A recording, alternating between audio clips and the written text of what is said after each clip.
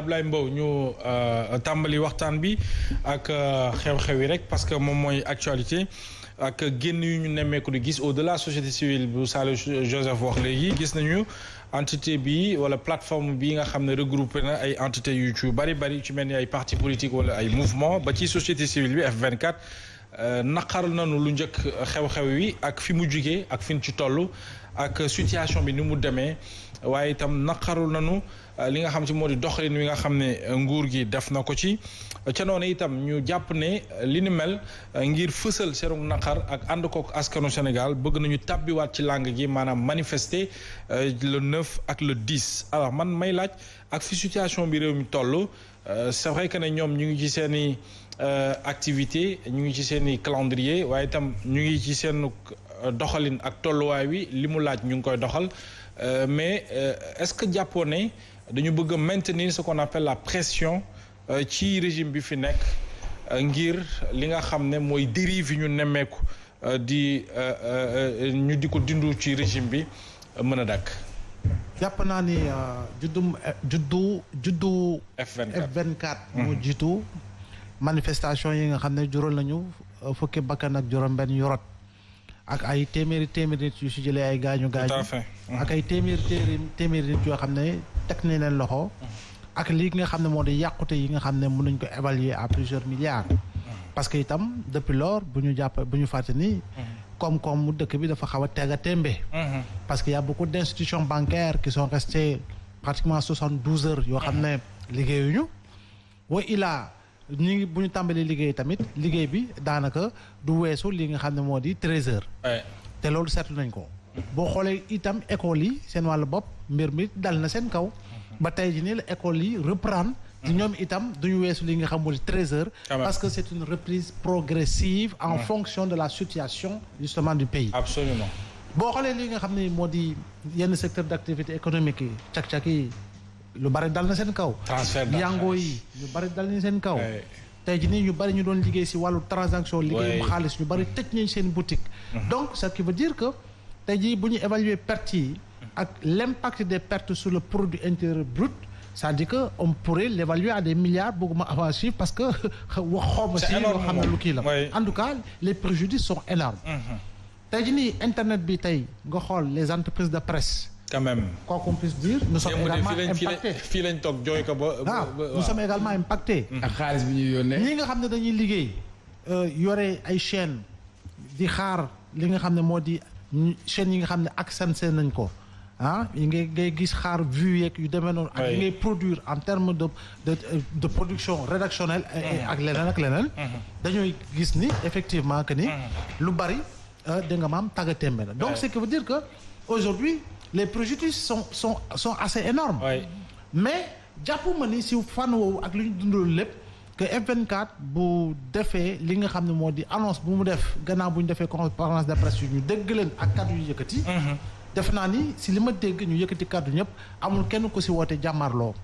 amul kenn ku si woote manifestation pacifique ñoom lu ñu woote lépp wax nañu jàmm waaye itam xam nga démocratie léeg-léeg bu fa mel ni dañ ko xoj parce que dafa mel ni dañ ko xojoon ak li nga xam ne xew na démocratie lii dingi xoj ba des fois et permettre à la démocratie véritablement de mieux respirer mooy comme ñoom lu ñu bëgg a def nga bàyyi leen ko ñu def te def naa ne bu ñu ko defee si jàmm lay tàmbalee te si jàmm lay tàbbee parce que quoi qu'on puisse dire l'essentiel sinon la totalité des manifestations autorisées yu si yëpp boo ko gisee du am débordement gars yi daañu ñëw mbiip ñuy fecc porter pancarte lancer des slogans voilà bu ñu paree dem et je pense que de ce point de vue là il est important quand même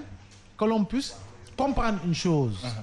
que ni man de su ma fekkoon ni jamono ji si place autorité yi la gis nga bàyyi leen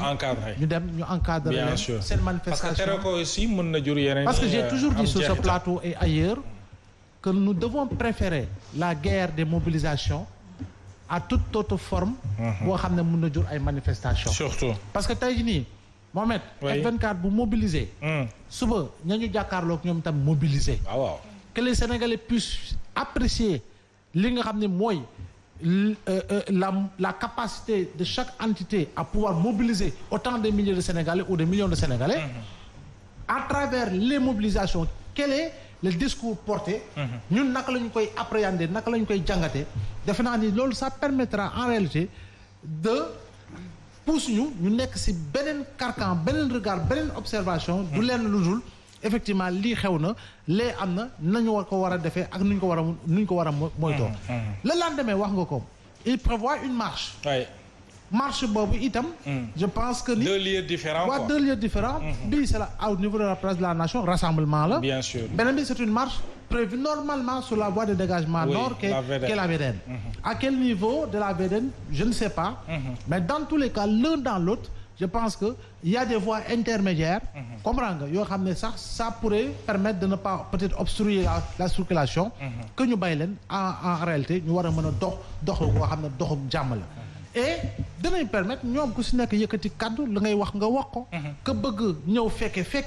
ko xolam naqari ñëw foofu ñëw fa te du nekk loo xam ne sànnante xeer la wala tojantal wala leneen ak leneen la il faut quand même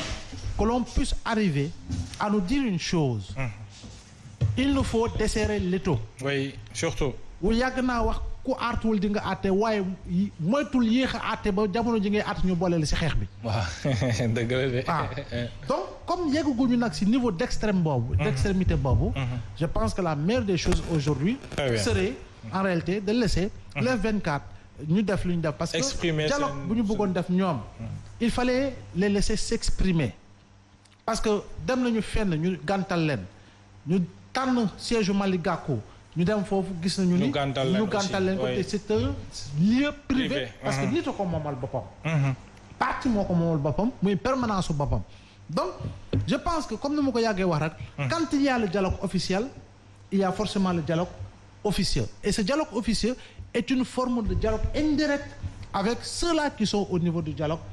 officiel l'un dans l'autre ku nekk dina dégg sa morom li mu wax te chacun pourrait prendre pour véritablement aller dans le sens de voir comment coller ou recoller certains morceaux parce que tey jii nii fissure bi créé gul man c'est ce que je pense créé gul parallèle ba ku nekk war a taxaw extrémité ba kay taxaw extrémité ba ñuy xoolante avec véritablement benn fossé bu nekk seen diggante. je pense que aujourd'hui la ñu waxtaanee fee mais ñun ñii loolu la ñu bëgg. donc l'un dans l'autre forme de dialogue la rek la. tout à fait mais li jàmm encore une fois. mooy ñu moytu loo xam ne suba. en réalité mën na juraat yeneen manifestation yoo xam ne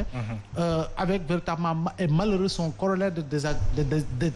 dégâts de désagréments mais surtout de pertes en vie humaine parce que toutes les manifestations depuis mars 2021 yoo xam ne dafa xew ci terrain bi jàmmaarloo am bakkan rot na ci te en réalité on doit s'arrêter et il est temps de s'arrêter. Alors Ndeye Fatou le 24 qui appelle à deux manifestations le 9 et le 10 naka nga jàngatee cette démarche posture bi ñu amee même bu dee sax ñenn ñi jàpp nañu ne ak fi tension bi toll fi réew mi toll dañu war a apaiser dañu war a vraiment dalal nit ñi donc loolu itam am na ñu ko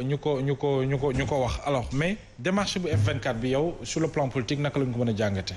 Bon sur le plan politique Mohamed je ne pense pas que ñoom indeegum nañ fi ay de ndax ñoom pour le moment vraiment am nañ benn démarche républicaine. ndax njëkk nañu def seen lancement bañ ca noppee ñu bëggoon a def seen dialogue. ñu tere leen ko taxul ñu génn sànni xeer taxul ñu taal pono taxul ñu génn wane ne affaire boobu da leen a métti wala ñuy indi fitna ci dëkk bi donc je pense que seen posture ci wàllu woowu moom républicaine. na ci côté boobu noonu. man nag F24 yàlla dogal na ne M23 rek la may inspiré. man mënuma am benn duma ko mën a dissocier ak M23 parce que contexte bi waraloon ñu teg fi M23 moom la ñu amaat muy lutte contre troisième candidature mais aussi liberté individuelle et collective yi ñu jàppoon ci jamono yooyu ne dañ ko salfaañe ñoom it moo waralaat seen sampu nënd muy waa F24 léegi nag pour ne pas defaat beneen kii li nga xamante ne mooy redondance